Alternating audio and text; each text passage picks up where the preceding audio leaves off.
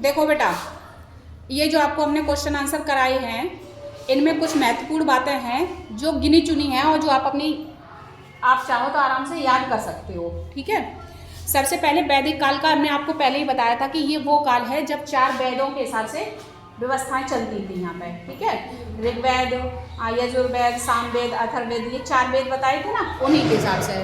और इस समय पे आर्य बाहर से आए थे, और ये समय कब का है? जब हड़प्पा सभ्यता खत्म हुई थी। ठीक है, यानी वो नष्ट हुई थी, और उसके बाद आर्य बाहर से आए। जो लोग बाहर से आए वो आर्य कहलाए। उनकी आर्यों की व्यवस्था क्या थी कि एक तो वो कबीलों में रहते थे, कबीलों मतलब झुंड बना के लोगों के साथ रहते थे। ठीक है, और वो गाय, बैल, घोड़ा आदि पशुओं को पालते थे। ठीक है, तो ये पशुओं को पालते थे। ठीक है, और साथ ही क्या करते थे कि जहां भी इनको ऐसी उपजाऊ जमीन मिलती थी, खेती जैसी जमीन मिलती थी, इनको पानी मिलता था, चारा मिलता था, ये वहीं रहने लग जाते थे।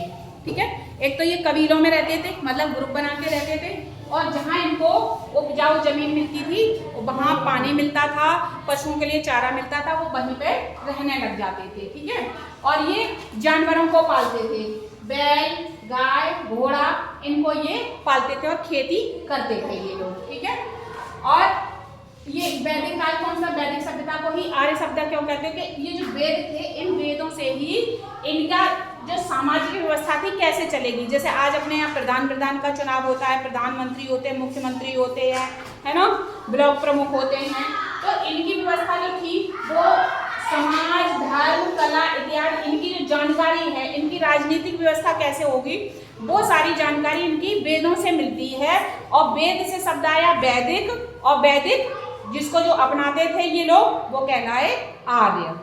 ठीक है, गुड।